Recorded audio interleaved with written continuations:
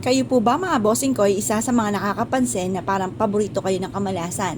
Na kayo po ay napakasipag naman na tao pero parang sa walat wala ang inyong pagkayod mga bossing, parang hirap at hirap pa rin. Ako po may share sa inyo po mga bossing ko na mainam na subukan nyo po itong gawin.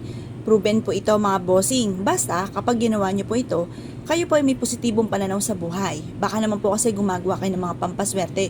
Tapos nasa isipan nyo na malas po kayo, malas nga po ang mga magaganap. Ngayon po mga bossing, kung kayo po'y naniniwala at nais po itong gawin, lumarga po kayo. I-mindset nyo po na kayo magiging matagumpay at lahat ng mga pangarap po ninyo ay matutupad. Ito po isa sa mga subok na napakaswerte basta't may 100% kang paniniwala sa mga ganitong mga pamamaraan. Ngayon po, ito pong ating asin ay isa sa mga makakatulong upang sa ganon makleansing ang ating kapaligiran.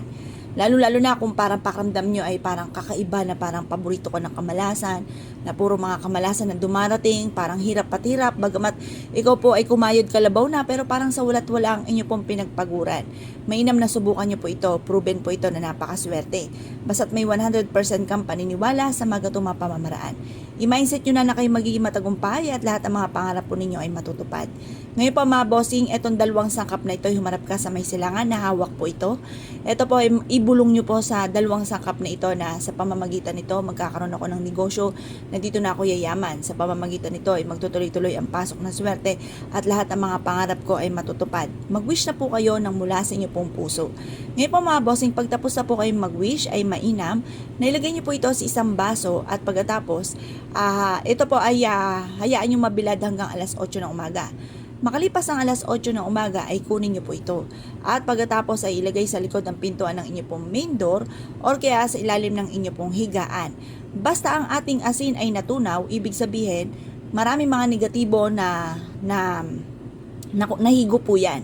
Kaya wag nyo nang panghinayangan pang asin na yan, hugasan nyo ang ating pong barya. At pagkatapos mga bossing ko ay hugasan nyo mabuti, sabunin nyo po at ibilad sa sinag ng araw mga bossing ko yung baso na pinaglagyan po ninyo. Tapos gumawa muli kayo ng ganito mga pamamaraan. Ang asin mga bossing ko ay natutunaw po talaga po yan, lalo na kung napakainit. Pero ito po mga bossing ko sa akin, ilang buwan po na nagtiis ako na pinapalitan ko po siya. Tapos yung huli hindi na po siya natutunaw.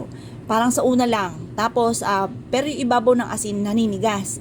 Ngayon po mga bossing, basta ang ating pong asin ay inyo pong aalagaan lamang na hindi natutunaw at laging malinis po yung ating asin, tuloy-tuloy po ang swerte po niya. Mararamdaman nyo naman po yan kaagad eh. Kung kayo po mga bossing ko ay laging minamalas, tapos kahit konting patikim lang ng swerte mga bossing, mararanasan nyo po kaagad, mararamdaman nyo na sinuswerte na po kayo. At mabilis po ang talab po nito. Basta focus ka lamang at pagtapos nyo pong mag-wish, i-mindset nyo na kayo magiging matagumpay at lahat ng mga pangarap po ninyo ay matutupad. Kung naniniwala po kayo at nais nyo po itong gawin, huwag na po kayo magpatumpik-tumpik pa. Subukan nyo po ito, proven po ito na napakaswerte. Kaya kung kayo paniniwala mga bossing, good luck bossing nyo po lahat.